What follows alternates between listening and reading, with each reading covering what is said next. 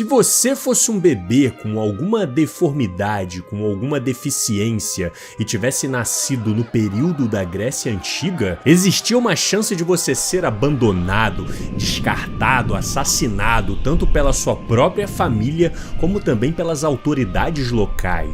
O ritual do descarte de bebês teria chegado a ser até institucionalizado em algumas polis, como no caso da famosa cidade de Esparta, muito conhecidos por criarem vários dos seus habitantes para se tornarem grandes guerreiros, recebendo educação desde a infância até a sua vida adulta para prosperarem no campo de batalha. Por isso esses soldados tinham que ser fortes e saudáveis já desde o seu nascimento, quando eles seriam analisados friamente parte a parte e caso fossem detectados alguma deficiência ou deformação, então eles seriam levados para uma das montanhas mais altas da Grécia, o Monte Taígto, onde seriam cruelmente abandonados e descartados por não terem nascido fortes o suficiente para merecerem viver na sociedade grega. Esse tem sido o entendimento de vários especialistas há algum tempo que se basearam em escrituras da época e hoje até passam isso para os seus alunos, trazendo essa noção bastante conhecida sobre a Grécia Antiga. Mas esses dias saiu um estudo interessantíssimo na revista Hesperia que trouxe argumentos e evidências para desafiar completamente esta noção.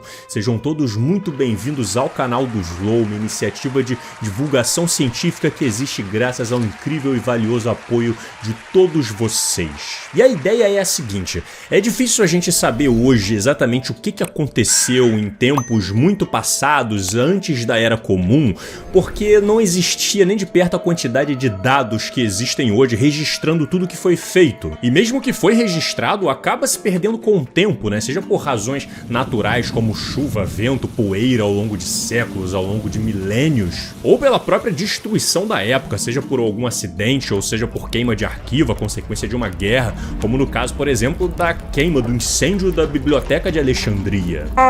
Não façam isso com a história, não! Por isso os cientistas acabam indo atrás de cada peça arqueológica, cada osso que eles encontram e as escrituras sobre a época que ainda estão vivas hoje. E um desses escritores que acabou fundamentando esta base teórica para nossa percepção hoje de como que os gregos lidavam com crianças deficientes foi o chamado Plutarco. O Plutarco escreveu várias biografias de pessoas que teriam vivido no período grego e no período romano, sendo um delas o famoso espartano Licurgus, que era um formador de leis, um legislador de Esparta. Licurgus teria criado várias leis bastante rígidas, sendo uma delas a de que todos os bebês que nascessem seriam levados para um ritual onde outros sábios anciões analisariam parte a parte e caso fossem detectadas deformidades ou deficiências nesse bebê, ele então seria descartado e seria deixado para morrer. Porque, nas palavras dele, deixá-lo viver não seria bom nem para este pobre indivíduo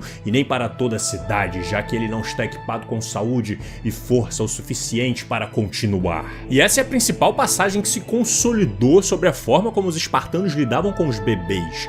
Só que o detalhe é que o Plutarco ele viveu cerca de 700 anos depois deste momento em que ele relata da vida de Licurgus. E o próprio Plutarco disse em sua obra de que seria impossível falar qualquer coisa sobre Licurgo que não fosse discutível. Também é mencionado na obra o rei Agesilaus II, que foi identificado como ter algum tipo de deficiência em suas pernas e de baixa estatura, e mesmo assim ele é classificado considerado como um bom rei, um bom líder. Então o rei espartano com deficiência física sendo admirado, né, traz o questionamento de que será que eles de fato tinham uma resistência, uma repulsão tão grande a deficiências físicas? E ainda mais importante, né, será que a gente pode considerar escrituras que foram feitas tantos séculos depois como uma evidência histórica de algo, de um comportamento de uma sociedade? Hoje eu vou escrever sobre a vida do grande Licurgus, meu brother, que viveu há 700 anos atrás. Outro material bastante utilizado para fundamentar esta ideia são os textos utópicos escritos por Platão e Aristóteles, onde eles descrevem como seria a sociedade ideal para se viver. E é interessante que em alguns trechos eles começam a caminhar numa direção meio de eugenia. Seria interessante, né, se a gente, ao invés de todo mundo ficar se reproduzindo, fazendo suruba dentro da sauna, se a gente pegasse os melhores seres humanos, né, o melhor homem ali, o mais envolvido, a melhor mulher, e botar eles para reproduzir, a gente consegue os melhores filhos. A gente não faz isso com um cachorro, vamos fazer isso com um ser humano também.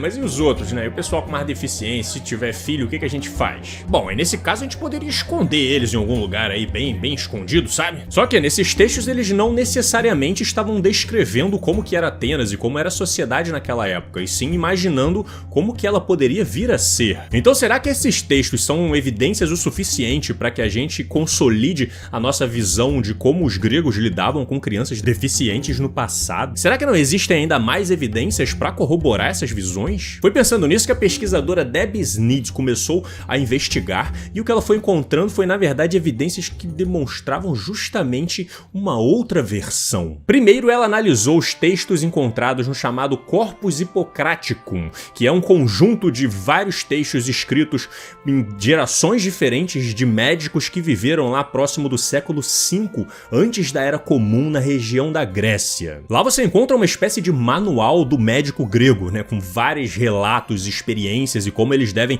agir em cada situação. E lá não foi encontrado nenhum trecho que dizia que os bebês deveriam ser descartados se eles fossem identificados com determinada condição. Pelo contrário, foram encontradas várias instruções de como que esses médicos deveriam lidar com crianças e seres humanos que tivessem algumas deficiências. Como, por exemplo, pessoas que tivessem membros de tamanhos diferentes, como um braço que seja um pouco maior do que o outro. Está dito ali de que elas de fato teriam dificuldades para fazer algumas tarefas, mas que elas estariam habilitadas para fazer várias outras, de que os braços eram funcionais e elas poderiam sim, de fato, trabalhar e assumir alguma função na sociedade. Tá pensando o que, rapá? Com esse meu braço aqui eu manuseio essa espada como você nunca viu antes. Também há instruções para pessoas que fossem nascer com o chamado club foot, né, que na tradução seria com os pés meio tortos, meio para fora, meio para dentro, e dizendo que a condição pode ser tratada com o tempo, começando desde o início e depois utilizando até uma espécie de sapato específico que vai ajustando os pés da pessoa. Entre outros exemplos de médicos da época compartilhando e registrando informações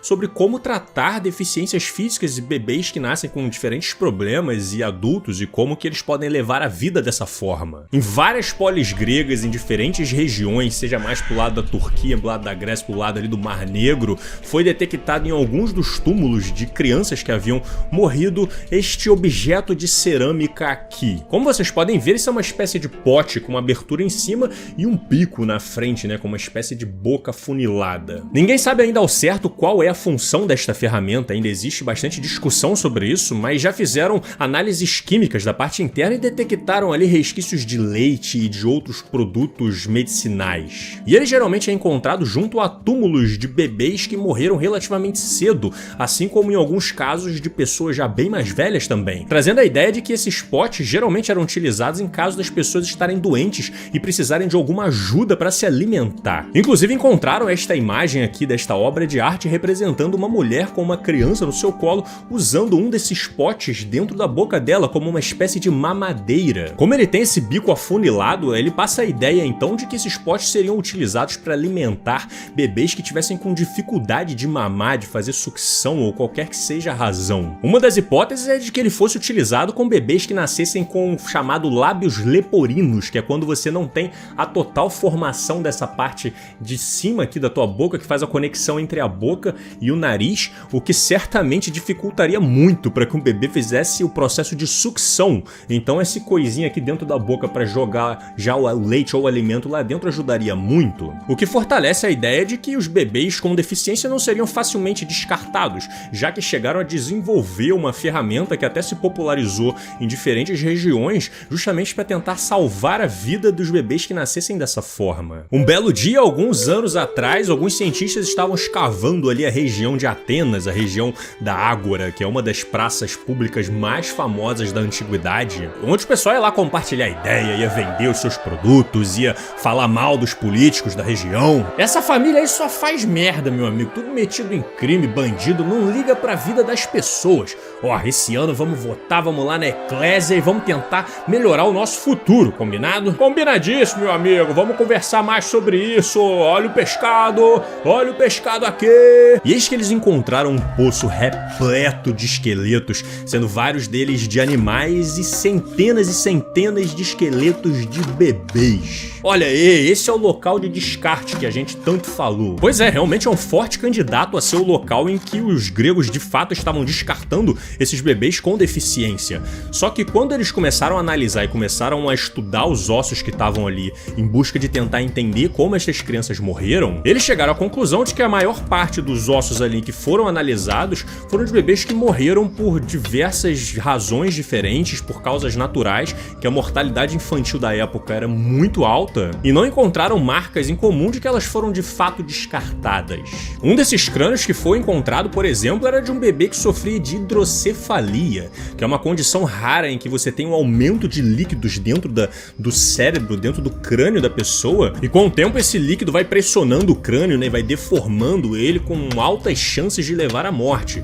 E o crânio que foi encontrado lá já estava numa fase avançada, dando a entender de que esse bebê tentou sobreviver, tentou ser salvo por bastante tempo antes de acabar falecendo e sendo jogado lá junto com os outros esqueletos. Agora, é claro que bebês foram assassinados, foram largados por aí na Grécia Antiga, assim como aconteceu no mundo inteiro e acontece até hoje. O ponto que a autora do estudo defende, que eu também achei muito interessante, é que se a gente quiser afirmar de que isso era uma prática comum dentro da Grécia Antiga, que era um hábito cultural e de que chegou até a ser institucionalizado em alguns momentos, nós precisamos então levantar mais evidências em relação a isso que vão além de apenas escrituras de alguns personagens históricos que viveram em épocas diferentes. Porque as evidências arqueológicas e textos mais factíveis da época parecem sugerir de que os gregos na verdade acolhiam estas crianças com deficiência, tentavam salvá-las, fazer com que elas se desenvolvam e se incorporem na sociedade. E eu particularmente achei muito interessante essa proposta de mudança na nossa percepção histórica,